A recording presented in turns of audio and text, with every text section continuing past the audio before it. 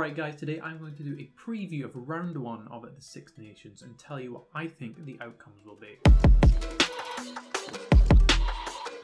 So we start with Ireland versus Wales. So let's take a quick look at some of the players who I think will be important for this game. Now, at the time when I'm recording this, there's no squads have been announced. They might be out by the time you're watching, but right now I don't know what the squads are going to be. So for Ireland, I think Porter, Furlong, Tyburn and Conan are going to be very, very important players in the forwards for Ireland. So Porter and Furlong obviously are the two props on tight head and loose head. The scrum is going to be a very important battle in this game, and those two for me right now are two of the best props in the world, and I think they'll be very, very key for trying to dominate that scrum.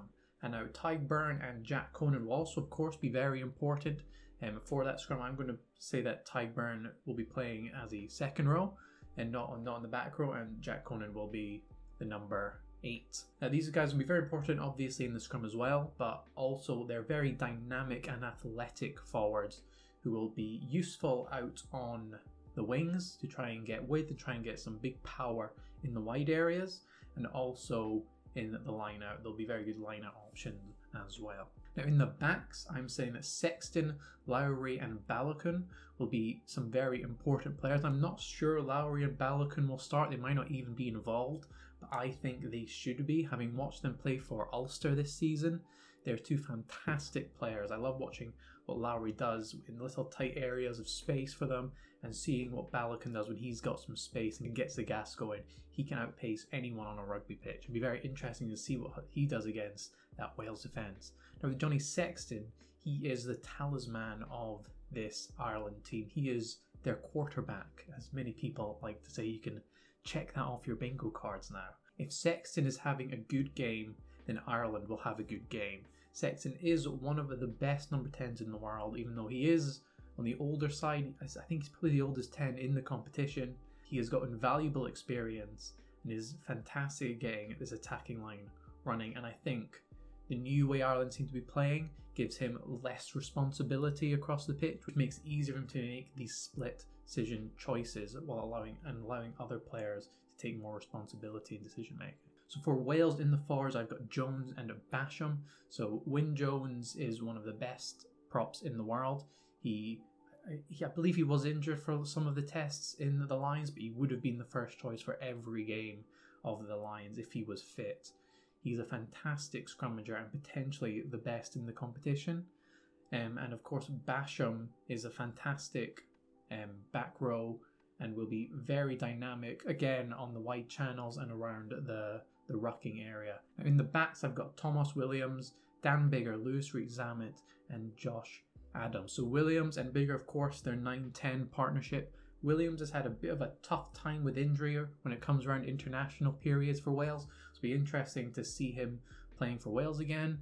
And Dan Biggar, of course, is now the captain of Wales for this Six Nations. It'll be very interesting to see how if that affects his performances in any way. I don't think it will because he's a very experienced player, but those two are going to be very key to get this Wales attack flying. And of course, Lewis Reed-Zammit and Josh Adams, I expect to be the two starting wingers for Wales unless anything's happened where they're unable to start, COVID reasons, injury.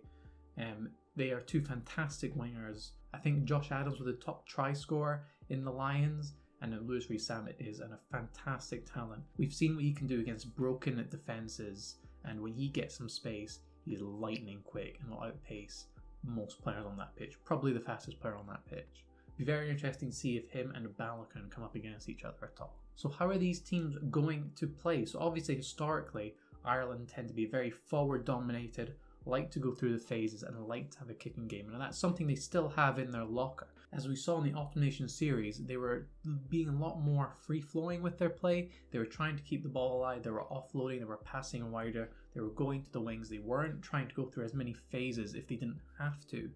They were exploiting space out wide and cutting in the middle as well. They have a very big power play, and like I already mentioned, they have lots of very athletic and dynamic forwards who are really, really important for trying to play a quick, powerful game.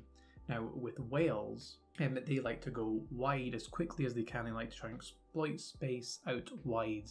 Now under Wayne Pivac, they like to play rugby, and the only concern with that is if they don't have the platform from the forwards to do that, it can be a very, very tricky day for them in Dublin.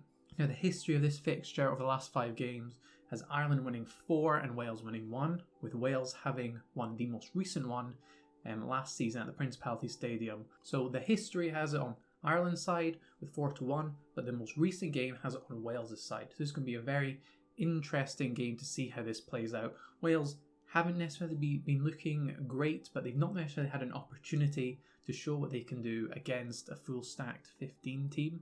I imagine it's quite difficult to be able to get your game plan running properly when you're playing against 14 men so regularly. So hopefully there isn't a red card in this game and we can get a good 15 versus 15 game going.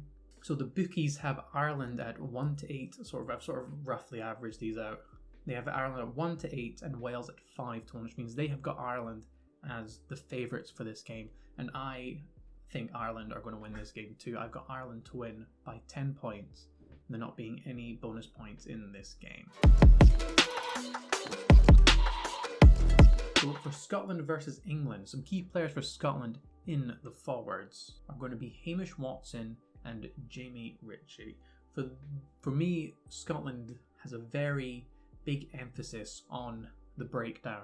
They like to get players over the ball and try and disrupt the opposition breakdown as much as you can. And for me, England are at their worst when they aren't controlling the breakdown, when they've got too many players in or not enough players in.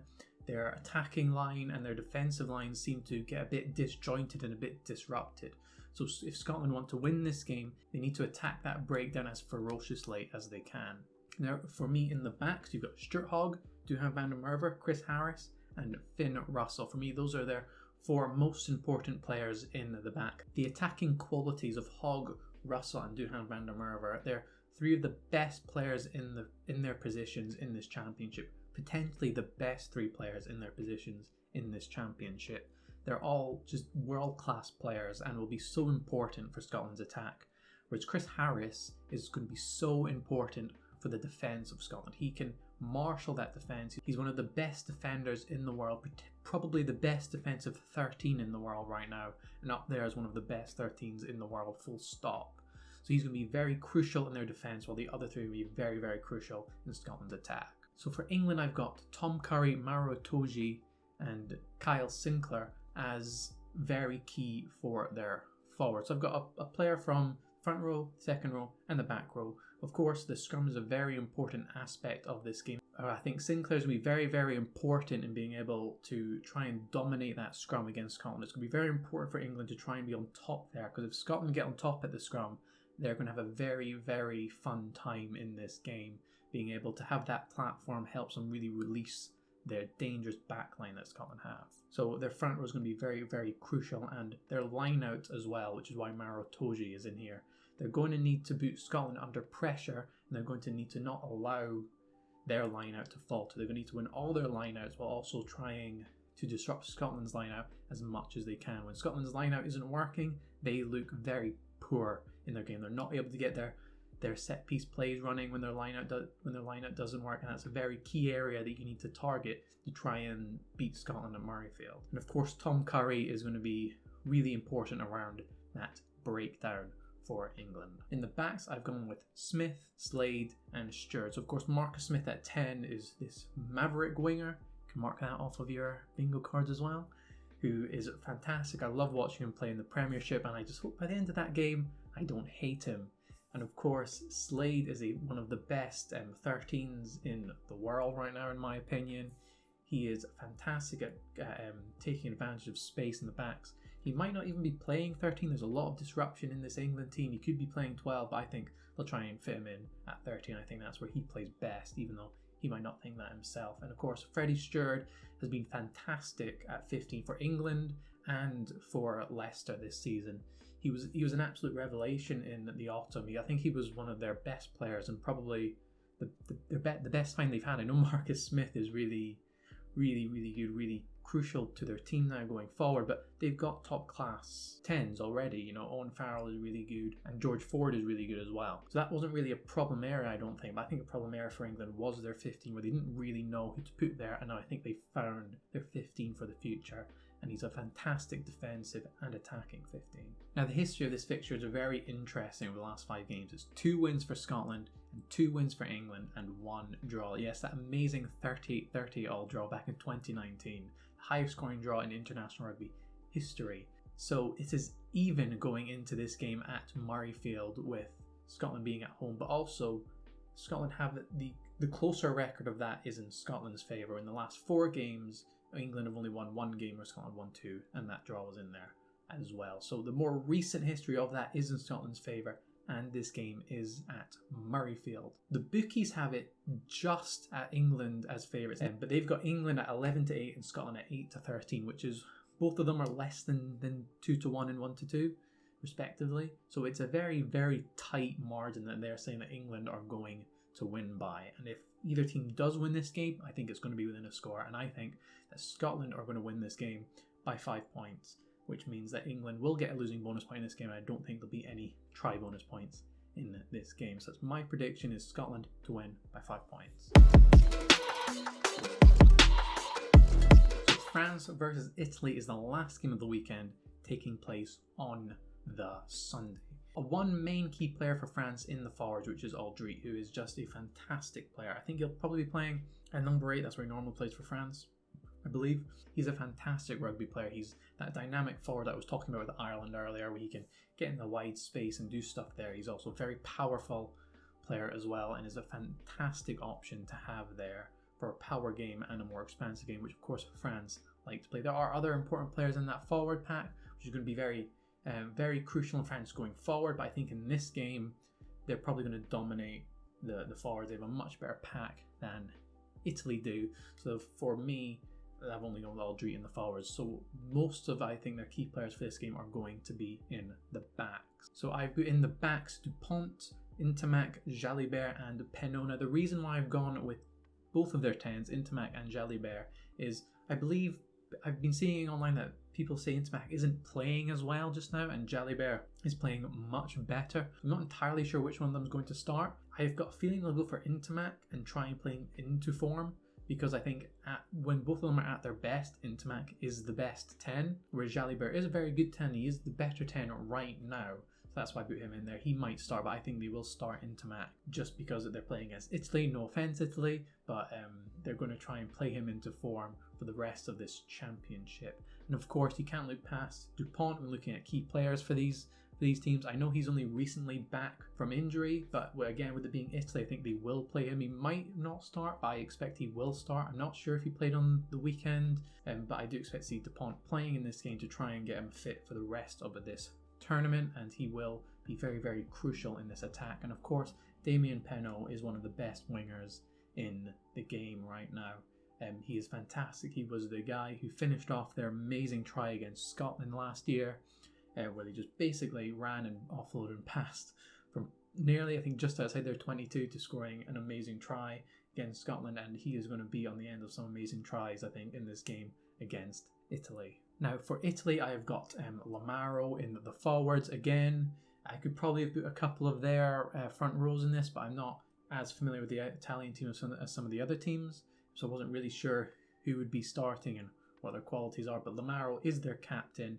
He's a back row, a flanker, and will be very important in trying to tackle this the breakdown against France for this Italian side. Now in the backs there are some other options, mainly Garbisi and Awani. I think they are their 2 best players right now, potentially definitely in the backs. I've also put Padovani in there. He's an older player in the squad now, about 28, which is an older player in the Italian squad. I think he'll be very important at 15 for them to try and marshal that backfield, with France potentially trying to utilize a kicking game at some point. In there they probably won't as much, but he's a very good attacking option. But of course, Garbisi, I think, already right now is one of the best 10s in the world. He's playing Pollard out of the starting 10 spot at Montpellier, so I think that shows how good of a number 10 he is. And of course, Awani is a fantastic winger and has scored some pretty good tries for Italy already in his career, and I if there's one player I'd expect to score against France, it is him. So he's going to be a very crucial player for Italy in this game. Now, the history of this fixture is probably, as you've guessed, France have won the last 5 games, with Italy not having won any. I think the last time Italy won was maybe around 2012, 2013 time. I think they beat them last time, so it's been about nearly 10 years since they beat France. I don't expect them to come in and win at this game, and neither do the bookies. The bookies were ranging from like 1 to 80 to 1 to 1,000 for France to win. So I kind of averaged that out around 1 to 500 for France. And they've got Italy at about 30 to 1, which means that they are very heavy underdogs in this game. Now, as much as I'd love to see Italy go out and win this game and try and beat someone in this championship, I just can't see them doing it. I think they're still 2, maybe 3, 4 years away from having a team that's competitive in this tournament. I know their under 21s are doing really well. Their under 18s are doing even better, and I don't think their squad is quite good enough to match with this French team. So I've got France to win by 27 points with a 4-try bonus point, and Italy not getting any bonus points at all. Thanks for watching, guys. Please let me know what you think is going to happen in round 1 of the Six Nations in the comments below.